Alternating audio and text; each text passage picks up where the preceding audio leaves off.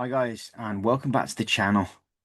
In today's video, we're talking about the IELTS speaking test, and we're actually going to go through some examples with the topic, the future of entertainment. And I'm going to show you some questions and some sample answers at grades between 6 and 9. And I'm going to be highlighting and analyzing how to improve your scores. These are just some cool images which I thought could show us what the future of entertainment might look like. VR concerts and all sorts of cool things. So part one, 3 or 4 questions. It's normally 4 questions where they're expecting about 30 seconds to a minute on each question. What's your favorite way to relax? What's your favorite way to relax? That's question number one. Question number two, do you enjoy watching films or TV shows? Question number three, have you ever used virtual reality for entertainment? Question number four, do you think people spend too much time on screens? I'm going to give you a very high level, high grade answer to all of these questions. I'm going to try to use complex grammar, which I can teach you on this channel quite simply and straightforwardly. It shows examiners, by the way, I was an IELTS examiner. It shows examiners that you're able to use a range of grammar and vocabulary. What's your favorite way to relax? In the evenings, my favorite way to relax after a long day's work is typically to cook with my wife and child. If I've got time, I create a lavish meal with a broad range of ingredients, encapsulating the idea of testing and innovating, creating new recipes for our family to try. Okay, well, that answer, I made sure to use different vocabulary, encapsulating innovation, etc. And also, I use an if statement, otherwise known as conditional. Examiners are very aware of English grammar, and if you can use a conditional in your speaking, it shows that you're an advanced user, especially if you say it correctly. An easy way to do this is to use the first conditional in the present tense. If I have time, I create a elaborate meal, experimenting with ingredients to create an innovative dish for my family. That's the present tense. So if present tense verb plus present tense verb. If I have enough time, I can create a meal, etc. That's a simple if statement or conditional statement you can use. Do you enjoy watching films or TV shows? A tip here is not to say yes or no. You need to give an elaborate answer. It doesn't even have to be true. Just make sure that you've got a good answer that you can create. What I tend to do here is to try again to insert a grammar point, which shows that I'm an advanced user.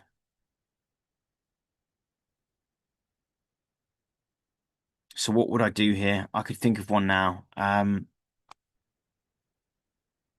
Using the past with used to.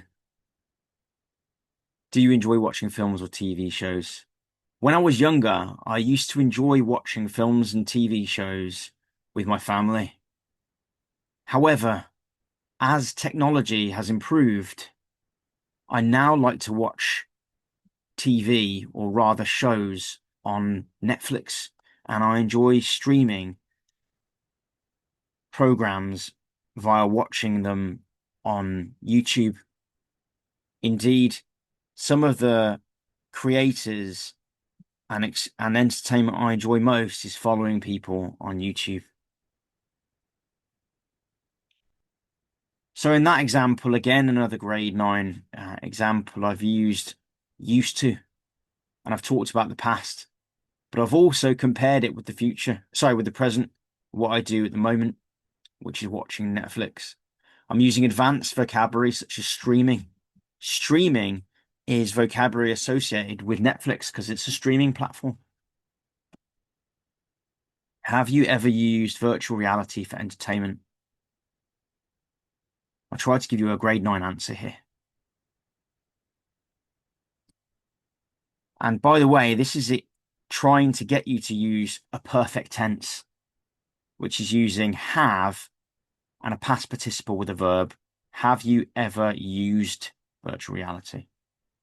So that gives you a clue to say, to try to answer using the present perfect or a present or a perfect tense, past perfect or present perfect.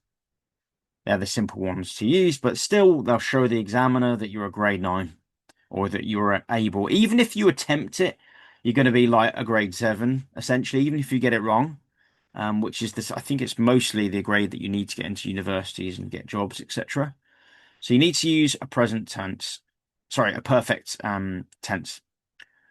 I've actually never used virtual reality for entertainment or not in any significant way. However, I used to work for Meta, and they are a company that actually produce virtual reality headsets. Come to think of it, whilst I was working with Meta, I did visit a friend's house and he showed me the Meta Quest 2, where I played a game using virtual reality where I was swimming underwater. It was a lot of fun, but it was a one-off experience, and I wouldn't consider using virtual reality or VR for entertainment.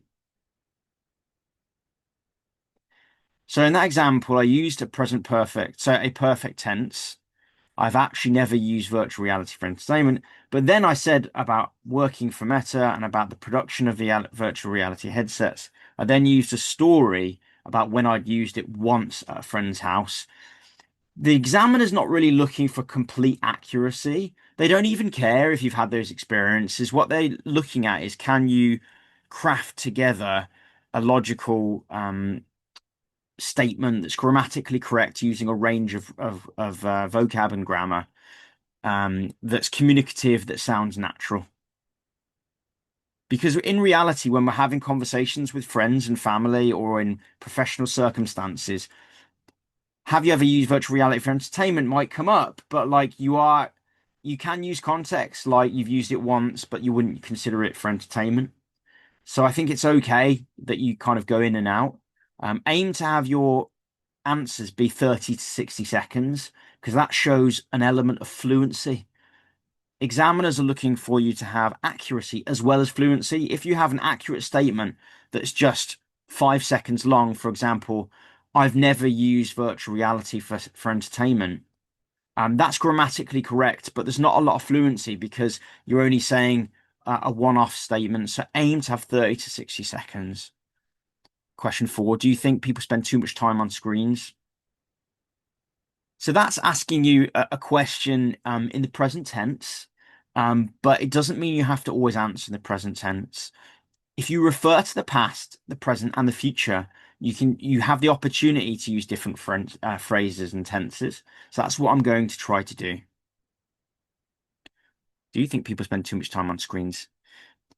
In the past, I think people spent less time on screens. They probably spent more time outside, spending time with friends and catching up with people, potentially in the street or in social clubs.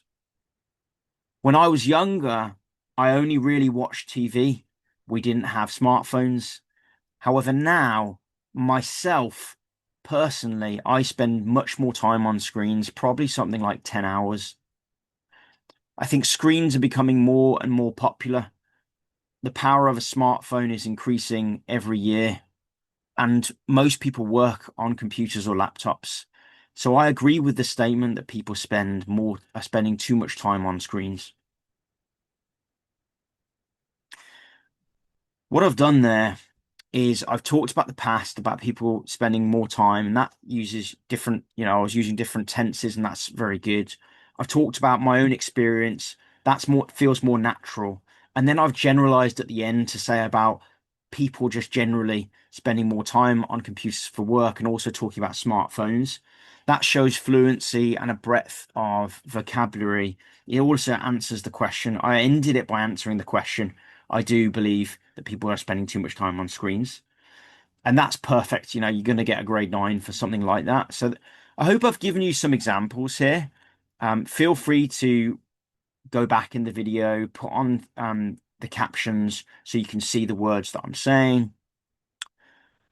Part two. In part two, I'm just going to read the questions, and then in part three, we're going to actually look at some sample answers. Part two, long term. Describe a type of entertainment you think will become more popular in the future.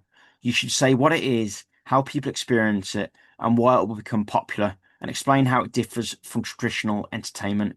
This is really where you're looking to have a very broad, long answer. The examiner's looking to see if you can speak about a topic for a long period of time.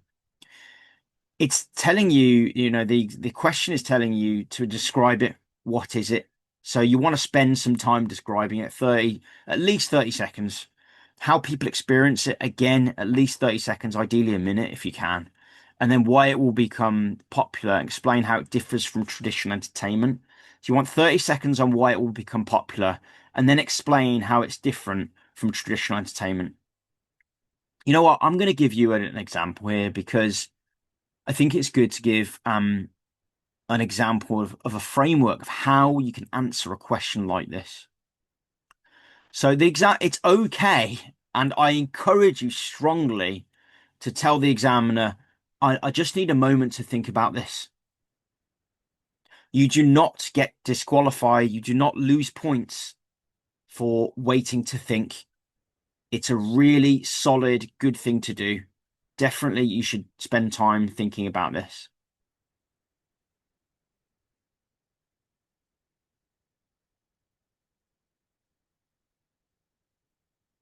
And you can even start by saying, the technology and type of entertainment I think that will become more popular in the future is VR or virtual reality concerts. What I've done there, folks, is I've paraphrased the question, and that's a good introduction. I've already said what it is, and I'll describe it.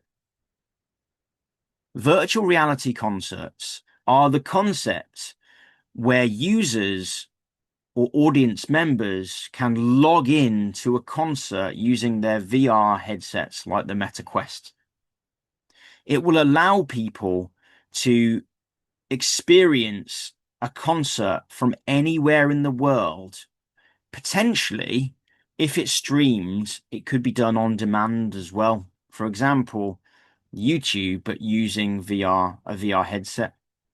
This will allow people to experience many more people to experience concerts globally and potentially create a sort of forum where users can interact with other users virtually, commenting and reacting to a famous person producing music on stage, but also communicating in real time with other users. This could really enhance the overall experience of the concert. If this sort of technology and experience and entertainment experience is invented, I believe many people will subscribe to this, will start using this, and will enjoy it thoroughly. I used a conditional there, folks. I encourage you to try to use a conditional. Why it will become popular. I think it will become popular because it will allow many people around the world to attend concerts irrespective of their ability to fly or ability to afford hotels and other local costs. An example of this is if somebody from India wants to attend a Taylor Swift concert in London or in New York, they will have to pay for flights and the hotel. So it's not just the cost of the concert tickets, which might be $100. It includes the flights, maybe $1,000, and the hotel and food, maybe 500. So the traditional form of entertainment in terms of attending concerts includes the costs of flights and hotels, whereas this new type of entertainment, VR concerts, might only the cost might only be the cost of the actual tickets. Therefore, I believe instead of having 100,000 people at a VR concert, you could have 100,000 people in a stadium, and you could have 1 million people online, with the tickets costing maybe a bit less, maybe $10 or $20. It will mean that far more people can enjoy the concerts and experience the concerts of seeing someone like Taylor Swift without the financial burden or the stress of traveling. Okay, folks, that was my answer. I covered everything, what it is. I paraphrased the question. I used a number of if statements, and I used a variety of vocabulary. I did pause, and pauses are okay. Um, Not too long though. You don't want to wait 30 seconds. Um, and like I said, if you're using conditionals, if statements, and you're using different tenses of grammar, and you're using nice collocations and grammar that pertains or relates to the question, you're likely to get a good score anyway, even if there are some accuracy errors, because you get scores for fluency, and you get points for attempting conditionals and different grammar. But if you get it right, that's when you're talking about grade 8, grade 9, etc., the higher ranges. So I hope that was helpful. And then there's a discussion point. How is technology changing the entertainment industry? Will cinema still be popular in the future? How does entertainment influence culture and identity? And should governments regulate digital entertainment content? And here you want to be doing the same thing, about a minute on each. If you want to play along here, folks, what I would do is pause my video and answer this question and time yourself. Can you talk for a minute? That's fluency, talking for a minute on a topic. Record yourself, and if you want to go very big, you can write down what you've said, and then you can check the accuracy. Copy it into a document. If you want, you can even paste your answer in the comment section below, and either me or other people can comment on your answer and give you tips. You can do the same thing for the other questions. Pause the video and answer the question verbally. Time yourself for a minute and record it. This will improve your fluency. If you look to improve your accuracy by amending, identifying the errors, either you or a teacher, either me or somebody else, you will improve your accuracy. So we've got some sample answers here. We've got a band 6 for part 2. I think video games will be more popular. Many people already play them. In the future, they will be more real. People can use their bodies to play, not just a controller. It will be fun and better than just watching TV. Young people will like it more. So this chap or woman is not using a variety of tenses, really. They're using the present and the will, so the simple future. They're not using particularly good vocabulary. They will be more real. He's actually trying to say they'll be more realistic. So there's some errors there. People can use their bodies to play. It's not very accurate in terms of what does he mean there? It'd be good to go into a bit more depth. So there's errors. It will be fun and better. Better is not a very good word to use. Again, fun is quite basic. And he's also got an error here because he's trying to say a comparable. It will be fun, but what he means is it will be more enjoyable than just watching. But he's not got the more, so he's got an error here. So he's got an error on the comparable. So I'll put the more in there, and this should be realistic. but he put just real. So he's got some errors in here. And better's a weak word.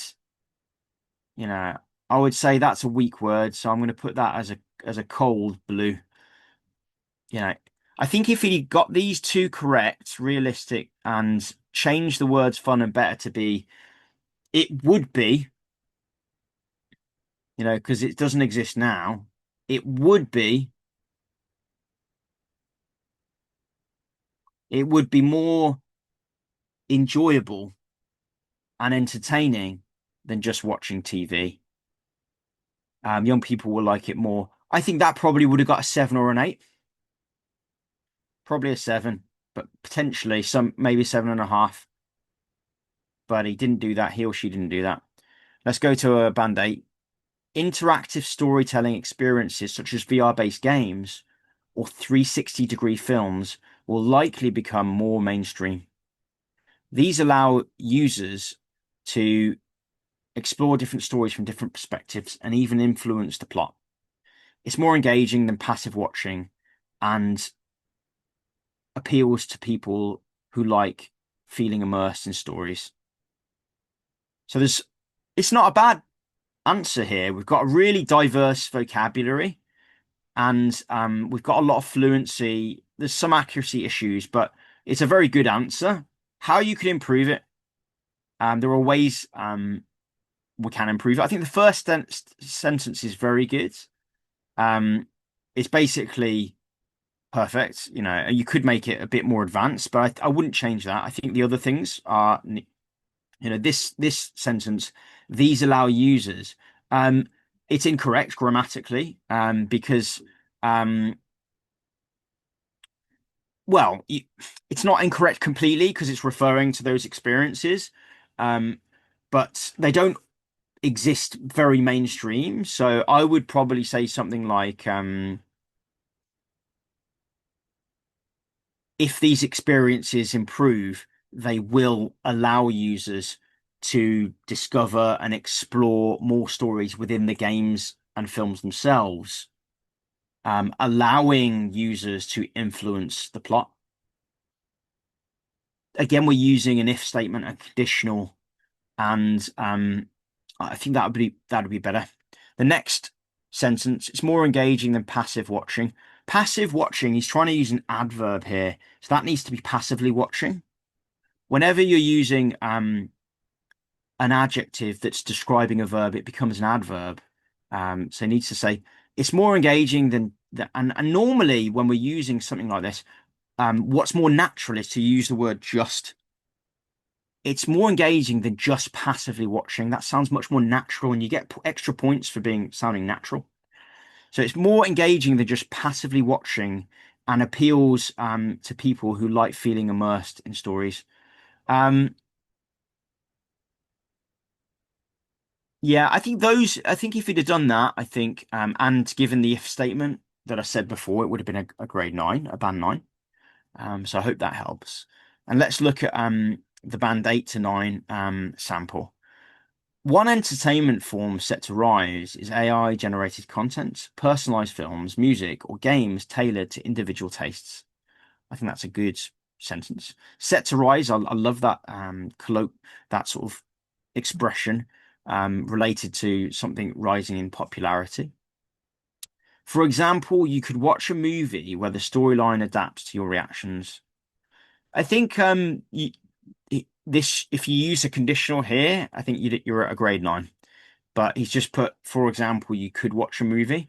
I would change that to something like, if these technologies advance, you might be able to watch a movie where the storyline adapts to your reactions.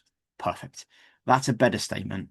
So instead of saying, for example, you could, try to think of incorporating a conditional there, because we're talking about something conceptual, something that doesn't really exist at the moment. So it's perfect for using if statements and conditionals. Carrying on. This level of customization provides deeper engagement and challenges traditional entertainment models that cater to mass audiences. That's perfect. So I don't think there's anything wrong with that. I just think in the middle, if they used a better conditional, it would have been a grade 9. I hope you've enjoyed me going through this and talking about different potential ideas, giving you examples of things that you can practice yourself. You can practice these by recording yourself, timing yourself. You can pop them in the comments below, and either me or somebody else will comment, giving you tips. A bit about me, I'm a qualified experienced teacher. I studied with Cambridge University to be a qualified professional English language teacher, IELTS teacher, and examiner. And I've taught over 1,000 students. All of my students got grade band 7 and above when I taught IELTS, and I taught over 45 students. So I know what I'm doing here, and I hope you can recognize that. I hope you've enjoyed this content. And if you have, like, subscribe, comment, let me know what I could do better. I'm not perfect. I don't think anyone is. I'm always open to feedback. I'll see you guys in the next upcoming video. Take care.